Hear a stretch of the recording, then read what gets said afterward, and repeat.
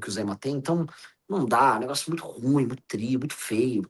E aí ele, né, ele viralizou negativamente por conta disso, assim como o Cado viralizou negativamente. Então, se você faz essa ponderação, né, que as pesquisas sobre eles nos últimos dias foram apenas por motivos de constrangimento que esses caras tiveram, dá pra cravar que, pô, a gente tá bem melhor. Inclusive, eu no Google Trends fui muito mais pesquisado que eles em todos os lugares, além dos estados de origem deles. Tá, então o Ratinho é mais pesquisado que eu no Paraná, o Caiado no Goiás e o Zema em Minas Gerais. E é isso. De resto, em todos os outros estados da federação, eu sou mais pesquisado que eles, porque, de fato, as pessoas me pesquisam como um pré-candidato à presidência e não como sei lá, uma figura, um governador local, tá? E é bom, e você fala, mas por que você tá falando tanto desses três? Porque na vida, cara, é igual um campeonato que você tem oitavas de final, quarta de final, semifinal e final. Agora a gente tá na fase de ultrapassar esses caras nas pesquisas, tá? E é isso. Então eu tenho que ultrapassar esses. E naturalmente ainda tem que tomar cuidado com as pesquisas, porque não é toda pesquisa que você pode levar a sério, tá? Eu falo aqui com tranquilidade. Tenho um contato, inclusive, com o dono da Paraná Pesquisa, o Murilo. A Paraná Pesquisa é um instituto sério, é um instituto bolsonarista, é um instituto que meio que quebrou em 21, são muito gratos aos Bolsonaro. Fizeram uma pesquisa completamente sem sentido para beneficiar o Flávio Bolsonaro. Lembrando, eles trabalhavam para o Bolsonaro nas eleições de 22 e estão aí, né? Aí soltaram uma pesquisa com Tereza Cristina e tal. Uma pesquisa que tem como objetivo esquentar o nome da Tereza Cristina para eventualmente ela ser candidata a vice, provavelmente do Flávio, né? À presidência da República. E é o desenho que eles estão fazendo ali, é um desenho que eu não levo a sério. Eu levo a sério, eu já falo para vocês, Quest eu levo a sério, Datafolha eu levo a sério, é, o Atlas. Hoje o Atlas é o melhor de todos. Eu acho que em quase todas as democracias no dito ocidente, a Atlas vem fazendo um trabalho melhor. Acertou, o tracking dela acertou as eleições chilenas com muita precisão e vem trazendo um quadro muito interessante. Dizem por aí nos trackings da Atlas, dizem por aí, novamente, não posso entrar em detalhes, porque eu não contrato o tracking da Atlas, quem queria contratar, mas não tenho dinheiro para isso. Mas dizem por aí que eu já passei os governadores e estou em terceiro já, tá? Então,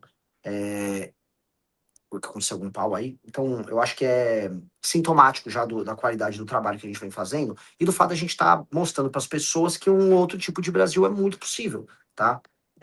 Opa, tô com duas. Ó, estamos com. Cara, estamos 3.300 pessoas já. Até que não tá indo mal a nossa livezinha. Em quantos minutos? 7, 8 minutos? 7 minutos. Tá? Não, nem 7 minutos, tá bom. Tá? Então, isso, isso é uma coisa para vocês ficarem bem animados, bem animados. E aí é pra gente continuar fazendo trabalho. Só que nesse trabalho que a gente está tendo de crescimento, de aumento de conhecimento ao meu respeito, naturalmente vão pintar os adversários. E aí a gente está sendo muito atacado em todos os estados que eu venho comentando. E isso faz parte vamos dizer, de um trabalho que eu venho fazendo de me tornar não apenas conhecido, mas de falar sobre propostas nos diferentes estados da federação, tá? E eu estou fazendo isso de uma maneira muito honesta, né? Então, quando eu gravo um vídeo sobre o Maranhão, eu não sou condescendente com o Maranhão. Eu falo de maneira clara dos problemas do Maranhão. Mesma coisa com Alagoas, mesma coisa com o Acre, mesma coisa com o Pará, e mesma coisa com Pernambuco, já saí vídeo sobre Pernambuco, já fiz vídeo também sobre Amapá. Eu vou falar de todos os estados problemáticos da federação, e as respostas das elites políticas locais. A resposta por parte da não só da classe política, mas da imprensa comprada, é aquela que eu imaginava, tá? Eles vêm me xingar, eles vêm falar que eu não tenho direito de opinar sobre o estado deles, e eles tentam mobilizar aquele sentimento, uma espécie de chauvinismo derrotista que você tem lá da população local, do tipo, eu ouvi isso da galera de Alagoas. Esse cara falar isso, mas, né, com certeza adoraria vir passar as férias nas nossas praias maravilhosas. Primeiro, que coisa deprimente, né? Assim, você achar que uma opinião crítica sobre a classe política corrupta do teu estado ela tem que ser minorada pelo fato de eu, eventualmente, porque não é o caso, gostar de passar férias nas praias de Alagoas.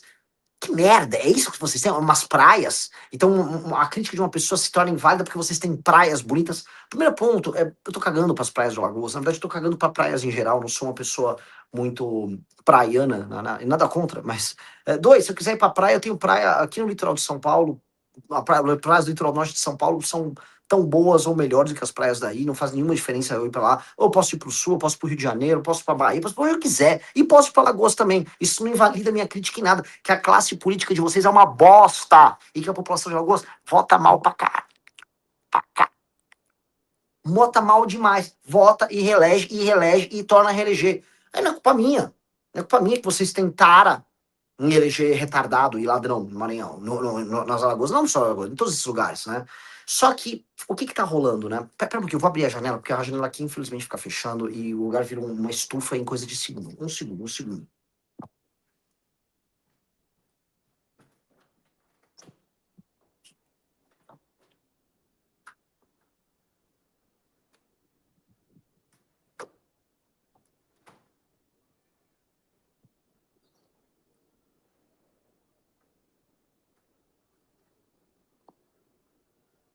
Voltando. Que merda. Infelizmente, a janela ela não fica aberta. Porque tava um vento maravilhoso e esse vento poderia evitar que a gente ficasse só numa estufa, né? Pois bem, amigos, o que acontece? A imprensa comprada desses estados, ela tá reagindo, né? Então eu tô tendo muitos ataques vindo dessas mídias locais e eu quero que eles continuem atacando. Eu acho que a gente precisa começar a suscitar, faltando um ano para as eleições, uma discussão sobre as elites políticas locais. E as pessoas no Nordeste não fazem reflexão sobre suas elites políticas. Não existe nenhuma reflexão, tá? Primeiro, vamos dizer, da parte intelectual nesses estados, como há uma intelectualidade basicamente de esquerda, essa intelectualidade está dentro da universidade e como há uma aliança entre as oligarquias locais e o petismo, então a intelectualidade local só se finge de doido. Eles fingem demência. Então essa é uma estratégia bem óbvia. A segunda coisa é que o jornalismo local ele é complacente porque os veículos de imprensa no Nordeste são praticamente todos comprados. E mesmo as redes distribuidoras da Globo, SBT, etc. Então tá todo mundo no bolso dos políticos locais, então as oligarquias locais são donas da imprensa. E aí, mesmo quando você tem uma espécie de mídias independentes, páginas e sites de Instagram e tal, alguns independentes, muitos já se vendem, porque sabem que isso se torna um negócio. Então, cara, é todo um aparato, é toda uma indústria de mídia construída para validar a existência de uma elite política completamente parasitária. E aí eu venho falando nos vídeos uma coisa que precisa ser repetida, então quem é do Nordeste aí, né, espero que concorde com o que eu vou falar aqui, né? Seria uma boa se fosse assim, ó, vocês gostam de ser roubados, vocês querem ser enganados, a sua imprensa não vale nada, a sua intelectualidade não vale nada, a sua elite é uma bosta, e tá tudo bem. E aí vocês são roubados, e vocês continuam roubados, porque são, né, vocês não podem reclamar muito e assim, não quero ser grosseiro, mas é verdade. Se você vota nesses políticos repetidamente, você não pode reclamar muito de que você é roubado, tá? Mas o problema é que o dinheiro roubado nem é de vocês. O dinheiro público que é roubado pela elite política desses municípios, desses estados do Nordeste, ele é basicamente oriundo dos outros estados da federação, dos estados mais produtivos. E isso se torna ainda mais óbvio em estados altamente improdutivos, como é o caso do Maranhão, como é o caso das Alagoas, como é o caso do Piauí, como é o caso do Amapá, como é o caso do Acre. Tá? Assim, são estados altamente improdutivos sendo bancados pelo dinheiro dos outros. Então, porra, qual o sentido que faz para uma pessoa de Goiás, para uma pessoa de São Paulo, uma pessoa de Minas, lugares produtivos, que vê, vamos dizer, uma parte importante do salário delas, ou do rendimento delas, ou do imposto de renda da empresa delas, ser tirado, ser enviado pela federação, e a federação envia para aquela cidade, até nem sei o nome direito, eu até gravei sobre isso, uma cidade horrorosa lá no interior do Maranhão, que basicamente teve um roubo de 56 milhões de reais em que o prefeito e todos os vereadores participaram. Aí você fala, pô, isso é injusto pra caralho.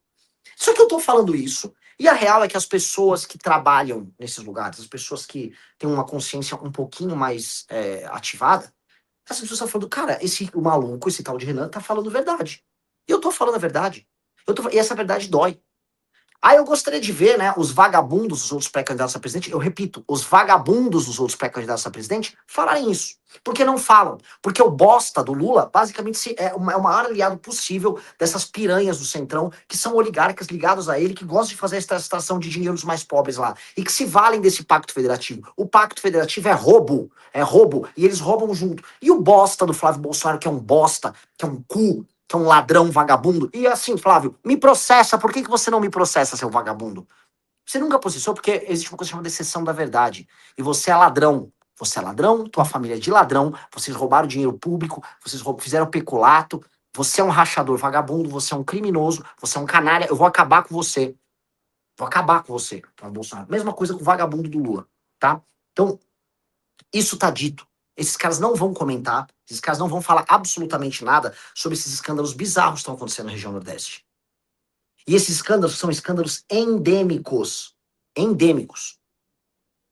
tá? Eles acontecem o tempo todo em todas as cidades. Eu volto a colocar aqui, provavelmente não existe no interior do Nordeste nenhuma cidade em que um escândalo similar desse não aconteça. Isso acontece em todos os lugares.